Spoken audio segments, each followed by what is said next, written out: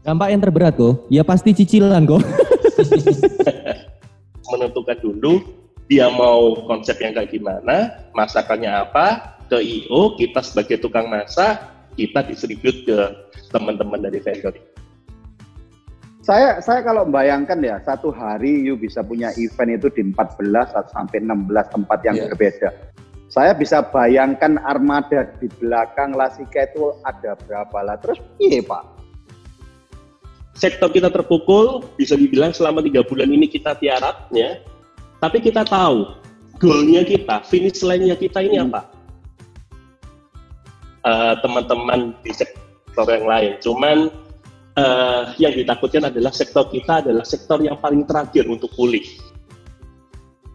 I.O. vendor-vendor di saat seperti ini mereka malah terlihat bersatu, mengumpul lagi untuk tukar pendapat. Menurut saya itu positif sekali sih Pak Rudi. Selamat datang kembali di Survival Talk Madam Chang TV bersama saya Papa Chang. Salam bertahan hidup. Seperti biasa, jangan dilupakan subscribe dulu dan bell-nya. Ting, ting, ting, ting, ting, ting. Supaya semua materi-materi yang luar biasa menarik, inspiratif, lahir dan batin selalu bisa Anda tonton. Kali ini kita ingin tahu bagaimana nasib daripada sosial event pasca pandemi ini dan bagaimana cara kita kalau kita ingin mengadakan event ulang tahun atau pernikahan. Ya kita tonton karena kita akan ulas sangat detail dengan pakar-pakar di industri event ini.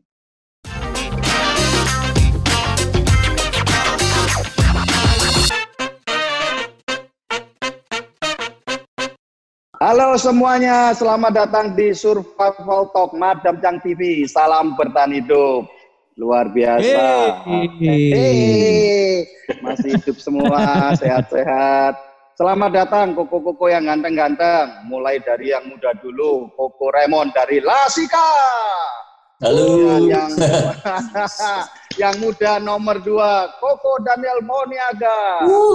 Dan kemudian kontender terakhir, Indra Pramujita.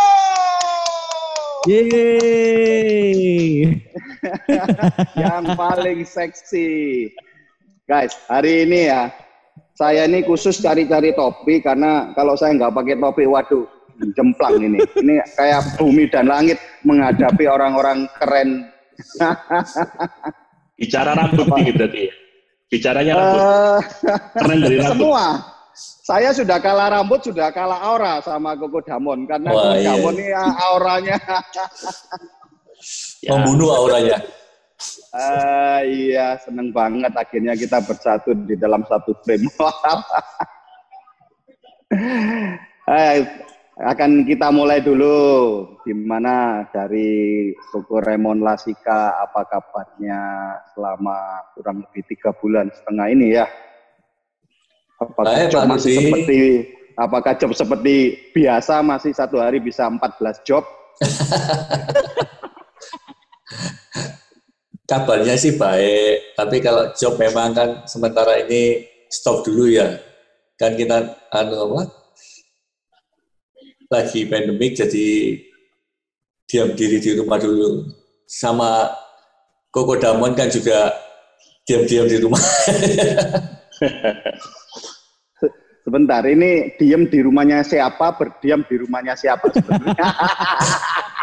Di rumah masing-masing, Mbak Rudi. Oke. Hati-hati. Pertanyaan menjebak ini. Yang sudah berisi pertanyaan menjebak. Bahaya ini ya. Tadi kan kalau nggak salah background-nya nggak se-zoom ini toh, Pak Raymond. Ya, itu memang untuk keperluan Anda harus disesuaikan dulu ya. Itu sebelah kirinya ranjang loh itu. Itu cuma mitos itu. Kali ini saya ini benar-benar merasa something different, kayak kita ini ngumpul seperti biasa penuh dengan tawa canda dengan semua lepas tanpa ikatan apapun. Ya, saya ini berpikir begini loh ya.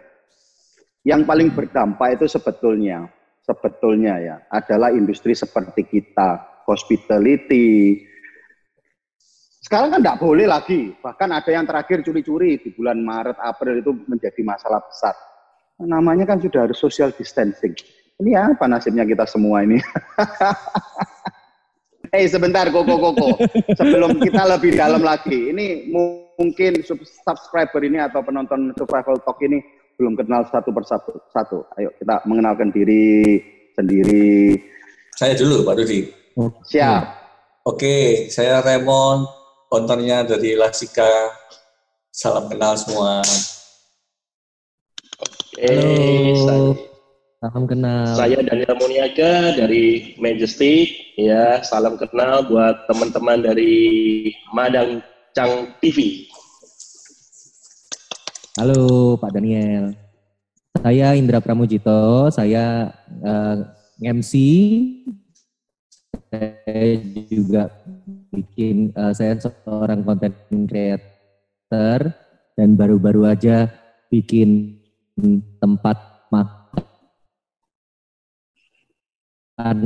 namanya Teras Mertua. Ya karena pasti kan kerjaanku kan setiap minggu ya kan. Dan kalau orang ngeplan MC itu mungkin pilihan yang terakhir, mungkin daripada Asika itu pasti juga pilihan yang pertama. Nah kalau aku kan jadwal bookingnya itu kan cukup pendek, maksudnya nggak sejauh mereka. Jadi pasti aku ngerasa terdampak sekali di situ. Tapi kalau di dalam satu party itu ya, saya lupa ya. Kalau saya dulu yang di kontak biasanya IO-nya dulu, IO manggil teman-temannya begitu ya. Dan yang terakhir itu mesti MC. Kenapa ya? Kenapa itu ya? Kenapa kok MC jadi yang paling terakhir ya? Ini kurang tahu. Cuman kalau WO atau IO dipilih terlebih dahulu, mungkin karena seharusnya kan dari seorang WO yang benar, seorang IO dan WO itu kan yang membagi ya. Jadi kira-kira membagi dalam konteks apa konsep yang akan dipilih, apa konsep yang akan dijalankan dari keinginan dari klien ini. Dari situ kita bisa menentukan siapa yang kita perlu. Ibarat kalau kita masak ya, kita tahu kita mau bikin masakan apa, kita tahu bumbu apa yang harus kita siapkan. Nah, jadi urutannya makanya kenapa kok mungkin MC jadi yang terakhir, karena mungkin dari seorang klien dia pasti harus menentukan dulu dia mau konsep yang kayak gimana, masakannya apa, ke IO, kita sebagai tukang masak, kita distribute ke teman-teman dari vendor itu semua. Loh, berarti itu kalau misalkan yang paling terakhir sekarang belum banyak yang dibatalkan dong? Atau sudah banyak kontrak? Banyak. Tapi tidak apa-apa kan kalau dibatalkan yang batalkan IO-nya, jadi minta kompensasi IO-nya aja. Ya, yang kontak IO ya. Soal hari ini batal, yang kontak kan IO-nya. Bener ya? Mulai pucat ya, Damon mulai pucat kelihatan. Mulai pucat. Untuk yang kontak teman-teman dari staff, jadi mungkin aku nggak terlalu bersalah Tol. Nggak terlalu bersalah secara langsung. Dampak yang terberat apa itu? Dampak yang terberat kok, ya pasti cicilan kok. Cicilan, habis itu ya cicilan yang dampak terberat. Bagaimana kita bisa bayar cicilan dan juga menghidupi beberapa pegawai juga kan pasti. Nah, terus jalan keluarnya apa kok? Karena tak lihat kamu masih sehat-sehat juga, masih seger lahir batin. Enggak, kan aku ini kan maksudnya kalau dalam MC gini ini kan juga ada manajemen. Nah, manajemen itu kan juga pasti teman-teman yang ada di dalam sana, salah satunya mungkin admin ya atau manajer ya. Itu kan juga butuh penghasilan. Ya, mereka pun karena sistemku sama manajemen ini adalah persentase, di mana setiap kali aku dapat job, dia juga dapat uang. Kalau aku nggak ada job, dia juga nggak ada uang. Ya otomatis itu yang paling yang paling dirasakan juga. Yang jalan keluar yang bisa dilakukan sekarang adalah cuman bertahan satu, dan juga memanfaatkan lebih membranding nama sih, lebih membranding nama manajemen Karena aku juga manajemenku namanya LOL Talents. Ada 5 orang di dalam situ, ada 5 talents dalam situ, termasuk juga ada 1 orang manajer jadi 6. Kita bikin branding nama itu dengan coba masuk atau bikin bikin podcast di Spotify.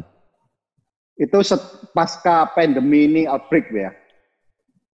Enggak, waktu selama pandemi ini. Oke, jadi itu karena ada pandemi itu lahirlah program baru itu ya, podcast itu ya? Ya, kita lebih ke branding management sih yang bisa dilakukan. Tapi kan sebetulnya ya, Mon, ini kan ini sudah mau akhir nih, sudah mulai banyak orang sudah jaga posisi lagi untuk kawin lagi, yang tadinya kawinnya artinya pesta kawinannya gitu loh ya. Jangan kawin lagi loh.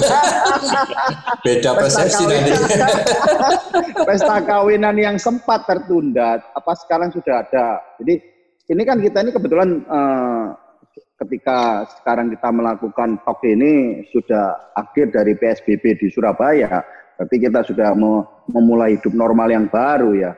Tapi saya kepingin tahu sih ceritanya itu bagaimana gitu. Oke, jadi sebenarnya gini, kalau kita bicara secara dampak ya, tadi Ko Rudi bilang kita adalah sektor yang dampaknya paling terasa. Benar ya, kita tidak ada orang pesta. Kalau dari Ko Rudi sebagai di bidang F&B tidak ada orang dine-in ya. Jadi sebenarnya memang benar semua sektor pasti terdampak. Cuman memang sektor kita yang saya garis bawain adalah sektor kita sama-sama kena dampaknya dengan teman-teman di sektor yang lain. Cuman yang ditakutkan adalah sektor kita adalah sektor yang paling terakhir untuk pulih ya. Dalam proses semuanya ini yang kita takutkan adalah orang pesta, orang party, orang bergerombol dalam jumlah yang banyak. Ini akan menjadi sektor yang paling terakhir untuk kembali karena mereka memang masih dibayangi dengan rasa takut, rasa tidak aman ya, selama vaksin juga belum keluar dan belum teruji. Saya rasa mereka memang kita adalah sektor yang paling terakhir untuk recover. Nah, tadi kalau Ko Rudi bilang terus gimana? Ini banyak orang yang postpone. Dan sekarang kita sudah sampai di akhir dari PSBB ya. Sebenarnya PSBB ini kalau kita harus melihat ini dalam 2 hal. Kalau Ko Rudi bilang banyak pesta yang sudah dipospon, dibatalkan, dan sekarang orang-orang sudah mulai untuk kembali untuk pesta lagi dan lain-lain. Ini sebenarnya masih satu question mark. Ya. Kalau dari Majestic sendiri, kebetulan bulan ini kita sudah memulai event-event di masa-masa ini normal. Ya. Kita sudah jalan 3 event, dan 1 lagi masih ada di akhir bulan. Ya. Puji Tuhan, memang kita masih dapat kesempatan. Cuman di sini sebenarnya seperti yang saya pernah ngobrol juga sama Ko Raymond ya. Ini sebenarnya satu question mark. Ya. Satu question mark adalah sebenarnya tidak ada textbook atau teori yang mengatakan ini sudah selesai PSBB dan kita sudah mulai untuk pesta dan kita sudah boleh untuk pesta atau kita sudah aman untuk pesta. Sebenarnya tidak ada yang menjelaskan itu. PSBB selesai itu satu statement tersendiri. PSBB selesai itu hubungannya sama pemerintah, roda ekonomi dan lain-lain ya. Tapi kalau terhadap apakah ini sudah aman untuk kita menjalankan kelangsungan seperti sebelum-sebelumnya, saya rasa ini saya sendiri tidak bisa menjawab. Saya belum bisa menjawab. Saya punya kronologi, saya punya pemikiran, tapi itu belum menjadi satu keputusan final atau satu statement yang bisa dipertanggungjawabkan. Kenapa? Virus ini masih ada sebenarnya. Jadi kalau kita sudah, kenapa kok Majestic sudah berani untuk mengambil langkah untuk kita jalan? Sebenarnya kita juga tidak ngawur di sini ya. Apakah pesta yang kita jalankan, 500 orang, 1000 orang, sebenarnya juga enggak. Pesta yang kita sudah jalankan ini porsinya sebenarnya kecil-kecil, maksimal 50, nggak lebih dari 50. Dari pesta-pesta yang kita sudah jalankan, tidak lebih dari 50. Nah, di momen-momen ini sebenarnya ini crucial time-nya. Apakah orang-orang itu bisa disiplin? Apakah kita sendiri bisa disiplin? Apakah vendor-vendor yang bekerja dan tergabung dalam event itu semuanya kita bisa disiplin untuk mematuhi protokol yang ada? Ya?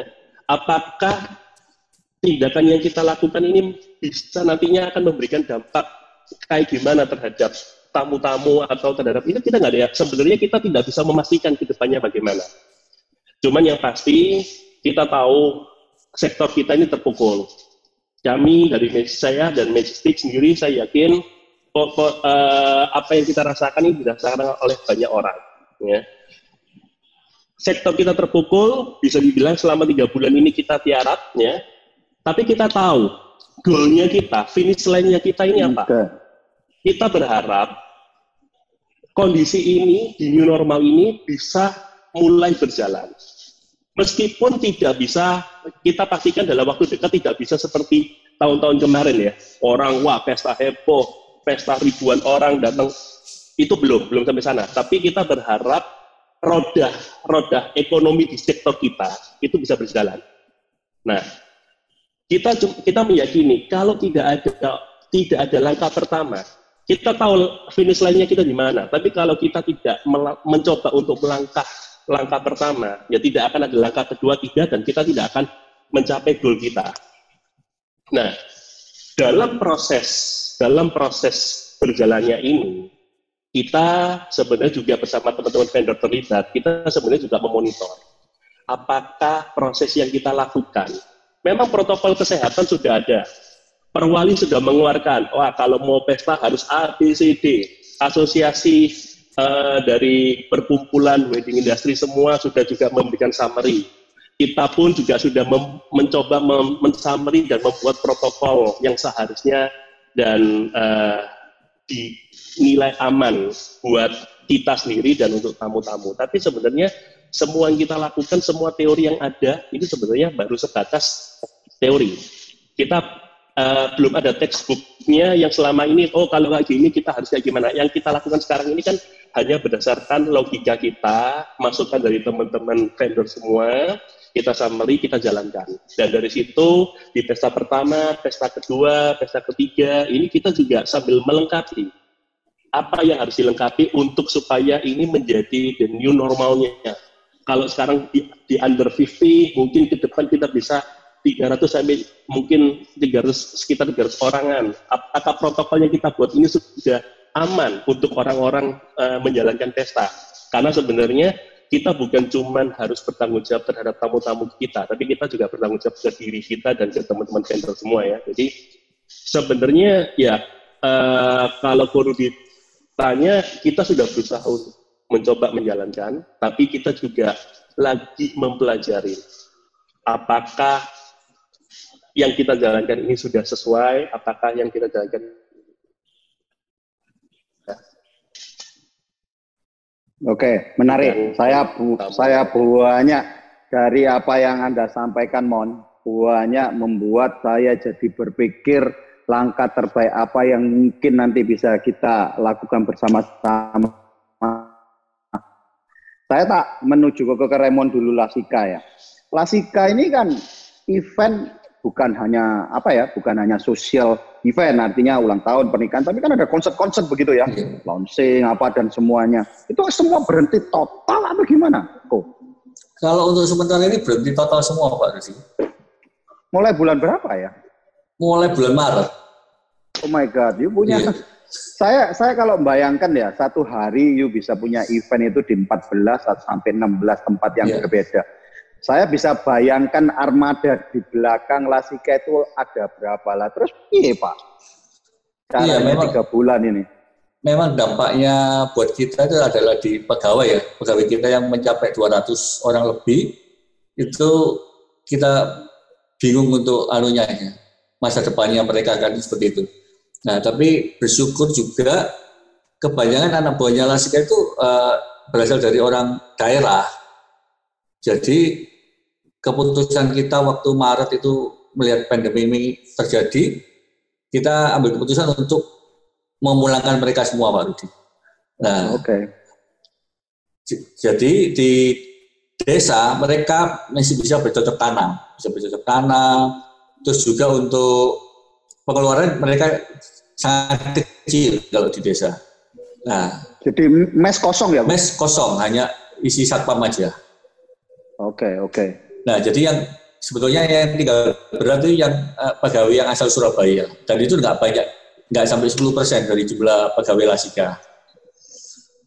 Nah, jadi sambil kita bantu, tetap kasih gaji sebisa kita bantu sembako, kehidupan mereka di daerah sih so far so good sih, begitu Pak. Tapi dalam 3 bulan ini sudah ada event belum?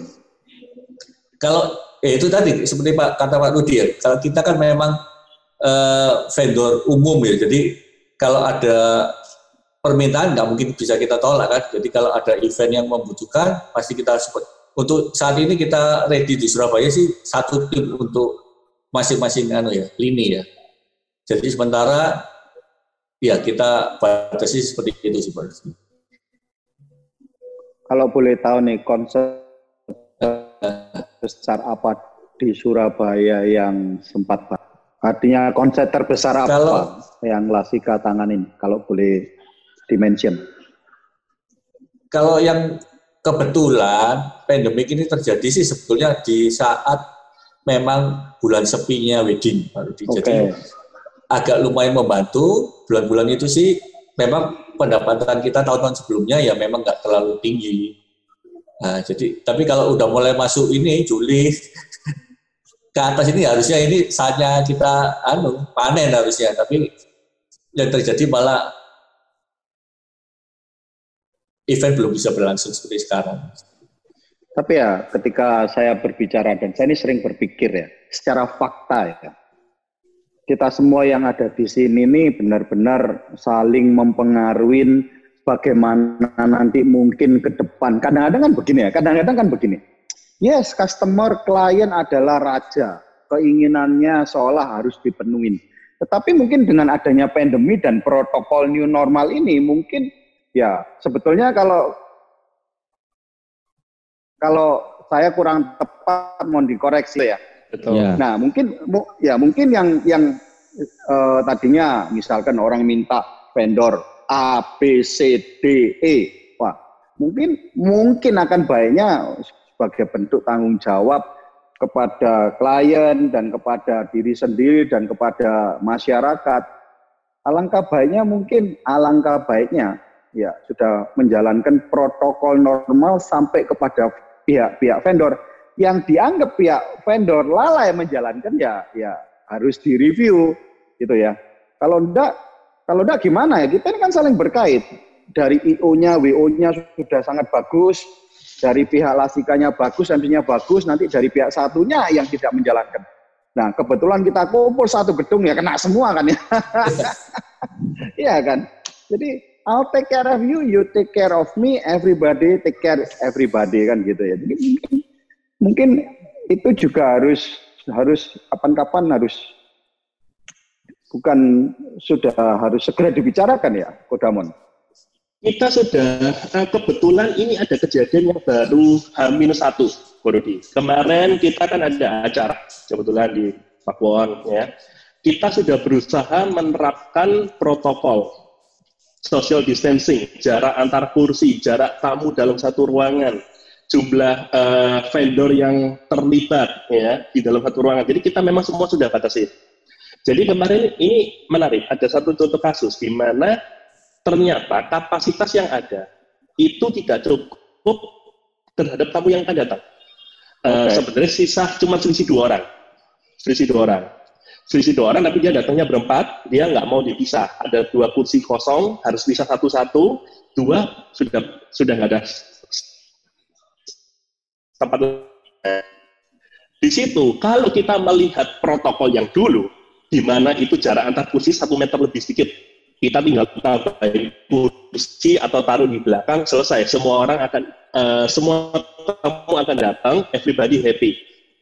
Cuman kemarin kita memang anak-anak sempat dilema. Gimana? Apakah kita harus menambah kursi supaya ini bisa duduk, atau kita memang strict kita bilang nggak bisa?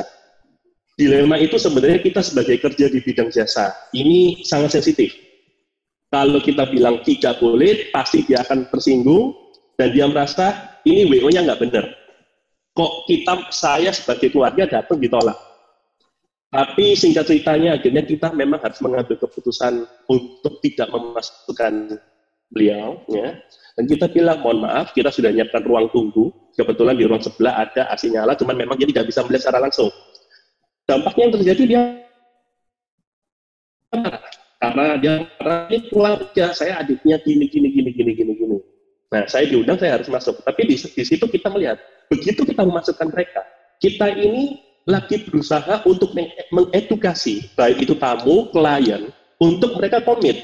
Kapasitas ruangannya kita berapa, tamu yang datang berapa, itu harus semua kita komit semua. Begitu kita sudah memberikan toleransi, oke, nggak apa-apa, kasih tambah kursi, taruh di belakang-belakang atau kursinya didempet-dempetin, ditambahin kursi lagi.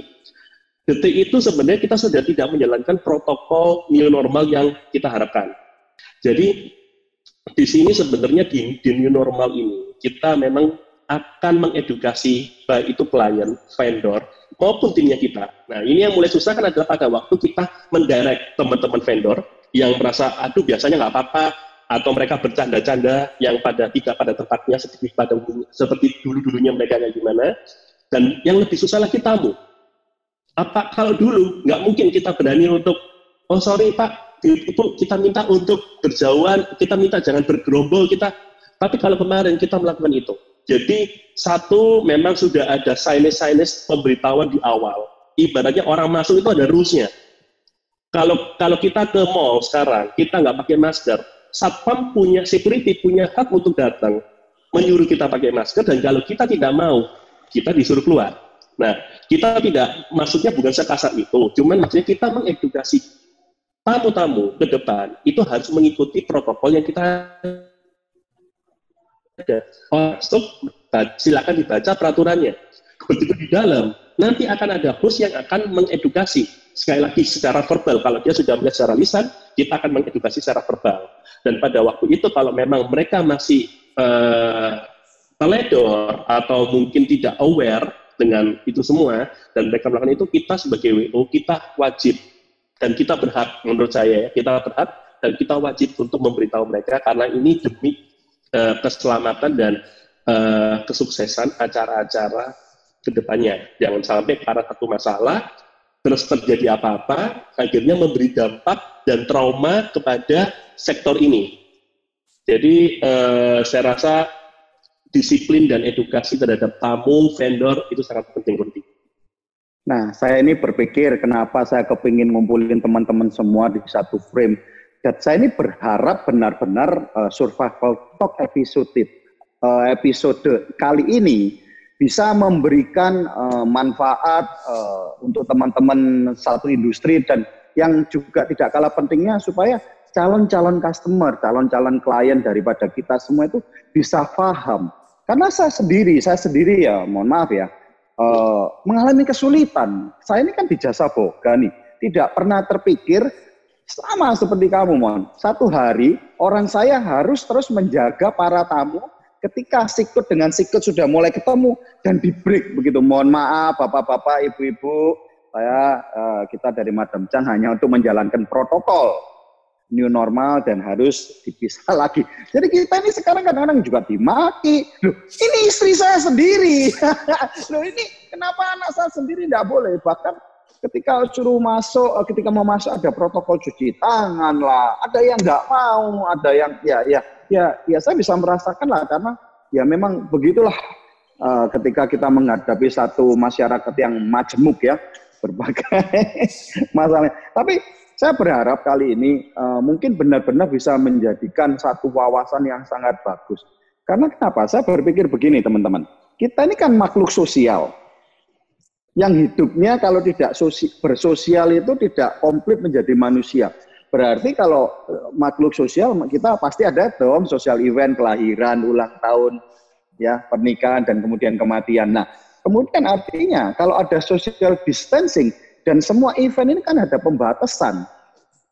Nah, caranya bagaimana sekarang? Misalkan kalau dulu kan siapapun yang lucu, yang ganteng itu bisa menjadi rekanan, majestic, fokus-fokus. Nah, kalau nanti protokolnya gimana? Apa yang dilakukan? Karena kan kita tidak bisa mengkonten semua dalam satu atap yang dijaga steril. Misalkan nih contoh nih, minggu depan Majestic menerima satu event. Lah bagaimana memastikan bahwa MC yang datang itu di hari itu benar-benar clean. Dan kemudian yang lainnya, pekerja yang lain itu, partner yang lain clean. Nah ini bagaimana? Enggak sih, kalau aku kan baca juga itu protokol kesehatan. Aku sempat baca protokol kesehatan wedding nasional kalau nggak salah.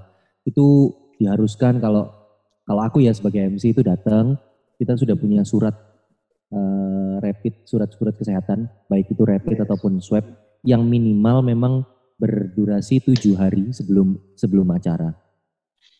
Terus kemudian datang ke acara juga mengikuti protokol, dan kabarnya karena aku juga belum datang, dan ini pasti keputusan setiap vendor atau IO juga beda-beda, pakai sarung tangan lah atau juga pakai masker begitupun juga waktu di atas stage itu mikrofon dari vendor juga dikasih kondom ya bahasanya ya, tutup ya. Ya toh bahasanya kan itu ya, tutup. Iya. Tutup kondom lubang gitu. Kondom mic bener. Katanya seperti itu, harus sampai seperti itu. Ya kalau memang prosedurnya seperti itu ya kita akan menjalankan seperti itu juga. Soalnya dari pandanganku sendiri yang bisa dilakukan secara medis ya tes, secara protokol kesehatan diikuti semua, di luar kemampuan kita, di luar kemampuan saya masing-masing. Benar. Saya setuju. Karena sekarang gini loh, kita ini harus bergandeng tangan semua supaya ekosistem cepat kembali. Saya mulai Maret itu membicarakan seperti ini. Yes, coronanya, pandeminya, virusnya ini menakutkan. Tetapi yang lebih menakutkan adalah psikologis fear-nya, ketakutannya ini loh. Padahal misalkan sudah dijalankan protokol apapun, tidak ada apapun, orang bisa ketakutan sehingga halusinasi, batuk sedikit loh. Jangan-jangan aku ini sudah kena loh ya, gini. Jangan-jangan karena pesta itu, jangan-jangan habis minum ini, habis makan itu, habis ketemu siapa. Padahal kan belum tentu. Mungkin kan hanya karena cuma minumnya kurang hati-hati sehingga kesedak, sehingga batuk gitu loh. Ya tahu. Jadi ini tugas kita bersama mungkin. Harus benar-benar mensosialisasikan. Come on friend, keluar rumah aman.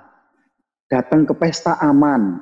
Maka itu pilihlah vendor-vendor yang ya mohon maaf dalam tanda kutip bukan kaleng-kaleng, bukan kacang-kacang gitu loh ya. Karena sekarang nyawa kita dipertaruhkan, bukan lagi murah. Bener ya? Ya? Karena sekarang biaya pesta lebih mahal loh. Kalau saya misalkan jadi klien, saya akan tanya, gimana Majestic protokol new normalnya? Tanggung jawab terhadap tamu-tamu saya, keluarga saya semua ini bagaimana? Ya pastinya kan kalau ya pasti harus mengerti gimana bekerja sama dengan pihak kesehatan yang mungkin kalau saya vendor, saya orang yang punya pesta kepingin, Mon, aku ingin ya, nanti semua yang datang ke pesta direpit dulu mungkin gitu loh ya kan. Jadi supaya membatasin semuanya. Saya mau memastikan bahwa daftar siapapun staf yang di ballroom, staf dari vendor, misal termasuk dari semua vendor makanan atau gerobak apapun, harus direpit lah. Itu kan jadi mahal ya. Jadi ya memang ya mau begitu supaya orang nggak takut berjalannya dengan waktu semua beres ya.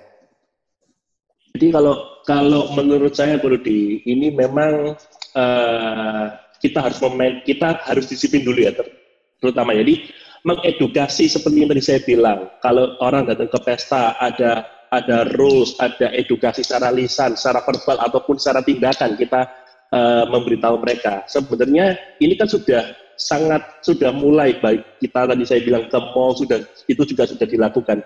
Jadi memang kita harus mengedukasi masyarakat memang sehingga pada waktu dia sudah teredukasi bisa hidup dengan teratur ya, dan mereka sudah bisa menerima, mereka bisa menjaga diri, dan mereka juga melihat contoh-contoh dari prototipe pesta atau protokol pesta yang kita sudah lakukan. Mereka melihat ternyata benar Majestic melakukan dengan benar, ada orang yang menggerombol, kita benar-benar kita untuk social distancing. Tadi baru dibilang di Madam Chang, loh ini istri saya.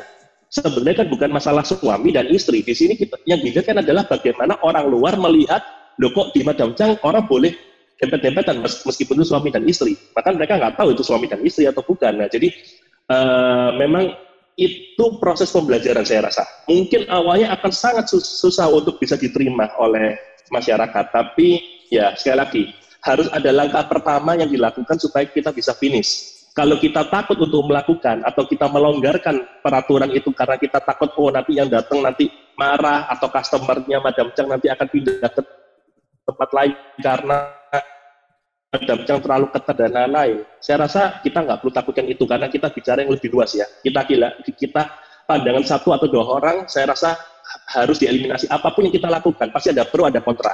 Dan kita berpikirnya untuk yang lebih besar, kita punya satu goal. Dan untuk satu goal itu kita harapkan di semua sektor, sebenarnya bukan cuma di wedding industry, baik itu di jasa boga, restoran, kafe, dan lain-lain. Itu bisa menerapkan dan bisa mengedukasi semua customer-nya dengan baik, supaya akhirnya ini masyarakat terbentuk satu habit yang baru, satu the new normal, normanya kayak gimana, itu supaya bisa kebentuk semua.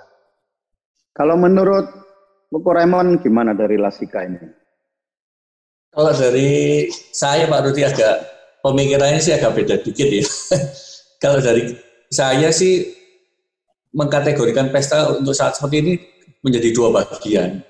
Jadi memang pesta yang memang harus dilaksanakan karena tuntutan keadaan. Nah itu yang otomatis pasti small. Soalnya kalau kita berharap pesta langsung mendadak besar seperti sebelum corona itu kok menurut saya hampir tidak mungkin. Karena klien sendiri juga pasti mau lihat dulu seperti apa bentuk pesta yang baru itu kan. Jadi untuk seperti katanya Pak Rudi tadi, ini gimana faktor psikologisnya? Kita juga nggak mungkin, kita yakin nggak mungkin tamu atau klien pesta dengan psikologis di saat seperti ini bisa nyaman, tenang, langsung gitu kan nggak mungkin. Itu kan harus dibangun yang butuh waktu beberapa lama juga. Nah, jadi kalau dari kita sih fokusnya sekarang bersama vendor-vendor, saya lihat malah di saat seperti ini vendor-vendor juga bagus sih, mereka mengisi pandemik ini malah dengan memikirkan konsep-konsep baru. Bagaimana sekarang hiburan yang dibutuhkan otomatis beda dengan sebelum corona karena psikologis klien pun juga sudah berubah. Jadi tetap kita sesuaikan dengan kebutuhan saat ini juga. Nah, IO, vendor-vendor di saat seperti ini mereka malah terlihat bersatu, mengumpul lagi untuk tukar pendapat. Menurut saya itu positif sekali sih Pak Rudi. Nah, kita juga dari Lasika ingin bagi keceriaan itu, karena kita kan panggilannya untuk menghibur orang. Nah, kita juga mengumpulkan vendor-vendor ini lewat suatu wadah namanya Divosio ini. Itu kita buat entertain untuk orang-orang ini supaya kita sejenak saling menguatkan ini, saling melupakan derita yang kita terima. Derita. Ya anyway, congratulations ya buat program baru Lasika. Ya, thank you Pak Rudi. Itu nanti program mingguan atau? Sementara ini mingguan 8 episode dulu Pak Rudi. Luar biasa. Iya. Luar biasa. Luar biasa. Satu episode tidak cukup. Untuk itu, sebelum Anda ketinggalan, pastikan di-subscribe dulu dan notifikasinya melalui lonceng ini Anda pencet ya teman-teman, supaya episode berikutnya ketika sudah siap tayang, Anda adalah orang nomor 1 yang mengetahuinya. Sampai ketemu di episode yang akan datang. Saya Papa Chang, salam bertahan hidup. Teman-teman IO Surabaya dan WU Surabaya ini bertanggung jawab dengan gaya pesta yang paling spektakuler, bukan hanya di Surabaya, di Indonesia, di Asia, bahkan di dunia. Belum pernah ada orang yang bisa menandingin orang Surabaya kalau pesta, benar nggak sih? Di latar belakang background-nya berbeda-beda ya, jadi aliran konser ya dimasukkan ke sana, aliran apa dimasukkan ke sana. Jadi otomatis kita coba terus selama 10 tahun lebih ya. Nah, sampai formatnya akhirnya trial and error sampai sekarang ini yang bisa diterima masyarakat Surabaya ya seperti ini. Ratusan kali membuat event, kita sudah tahu apa sih yang tidak disukai oleh orang. Jam berapa orang mulai jenuh. Kalau dikasih konsep seperti ini, kira-kira orang ini kayak gimana? Ada satu momen di mana aku sebagai MC harus mengikuti apa yang ada di sana biar nanti keluarnya pas, timingnya juga bareng. Nah kayak gitu-gitu sih. Jadi memang lebih kompleks kalau aku bilang. Kalau sekarang sih harapannya bukan dari jumlah audiens ya, tapi dari seberapa bisa orang tersebut datang ke pesta tetap dapat apa yang mereka bisa menghibur mereka gitu Pak. Dibilang apakah tidak bisa kita pesta heboh? Kalau saya pribadi saya jawab bisa. Kami dari Majestic pasti bisa, apalagi dibantu dari teman-teman dari Tol, dari Rasika. Pesta heboh itu pasti bisa. Apakah aman? Pasti aman.